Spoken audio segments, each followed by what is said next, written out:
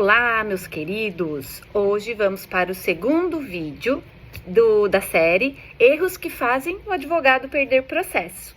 E hoje nós vamos falar de um erro que eu vejo muito nos processos como perita. Olá, eu sou Tayana Costa de Almeida, fisioterapeuta, mestre em Ciências da Saúde, pós-graduada em Fisioterapia do Trabalho e Ergonomia e perita trabalhista do TRT2. E estou aqui hoje trazendo mais informações aí para vocês. E o segundo erro mais comum é achar que nexo é automático. Não, gente, nexo não é automático. Ficar doente durante um processo, durante o seu contrato de trabalho, não significa que aquela doença foi ocasionada pelo trabalho. Então, gente, o nexo não é automático. E pensar isso faz você perder tempo, faz você perder dinheiro. Então, veja, ter doença ou ter adoecido enquanto trabalhava é diferente de a doença ser do trabalho. O nexo causal, ele não é presunção, ele é demonstração técnica. Essa técnica, ela tem que ser construída, baseada em alguns pilares. O nexo, ele não se afirma. O nexo a gente demonstra. Que ele se sustente tecnicamente e cientificamente, é preciso construir alguns pilares para dar fidedignidade àquilo que você defende. E disso eu defendo como estratégia 4 pilares que devem ser seguidos tecnicamente. O primeiro é a relação temporal. Essa análise ela tem que ser cronológica. Então, houve início dessa patologia quando começou nessa atividade laboral? Houve uma progressão de acordo com a exposição desse fator de risco? Existe histórico entre o início da patologia e os sintomas dessa atividade laboral? Será que essa doença já estava pré-existente antes de ele iniciar nessa atividade laboral? Veja bem, se os sintomas não correspondem ao tempo de atividade laboral, isso enfraquece um laudo. Mas prestem muito bem atenção. A relação temporal isolada não prova nexo, mas ela é um fator importante para comprovar o nexo. Aí já abre uma possibilidade para análise, tá? Mas nexo sozinho em relação a tempo de exposição ali, nem sempre, tá? O segundo pilar para se ter sucesso na comprovação de um nexo é a compatibilidade biomecânica. Né? Aqui a gente entra na análise cinesiológica e biomecânica da atividade real que ele executa, não a descrita lá pela empresa, mas a que ele executa realmente. Então, por exemplo, ele tem patologia em ombro, ele relata que ficou doente da patologia de ombro porque ele fazia movimentos repetitivos. Isso é fidedigno? Vocês conseguem entender? Relata que tem, sei lá, hérnia de disco lombar posterior, porque ele precisava ficar muito tempo em flexão de coluna, manuseando peso. E era uma jornada extensa de 8 horas. Então, essa compatibilidade biomecânica, ela é importantíssimo saber. E só quem vai te dar destreza é quem entende de biomecânica, quem entende de cinesiologia, quem entende de ergonomia. E o mais importante, entender a organização do trabalho. Veja que pilar importantíssimo para que o nexo tenha sentido com o trabalho. Se não houver compatibilidade biomecânica entre doença e atividade laboral realizada, o nexo perde a consistência. E o terceiro pilar, exposição ao risco. Então, não basta só alegar o esforço, é necessário também demonstrar a exposição concreta. Então, é importantíssimo entender quanto tempo ele ficava naquela jornada, qual era a carga, qual era a frequência, ele fazia horas extras, né? Havia pausas, tinha treinamento, ele por um acaso participava de CIPAT.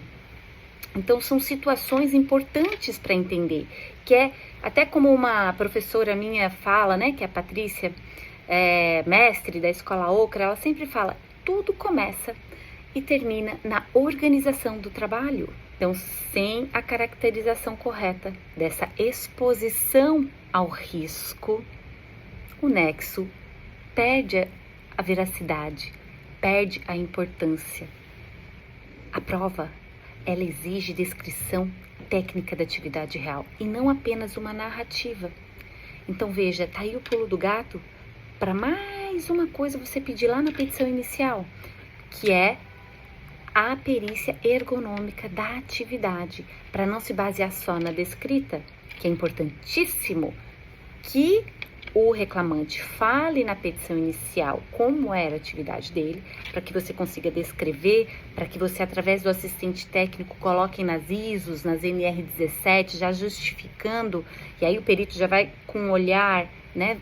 Olhar só como o trabalho não é fazer uma análise ergonômica real da atividade e verificar o risco. Então, mais uma dica aí na construção desse pilar é pedir uma perícia técnica ergonômica.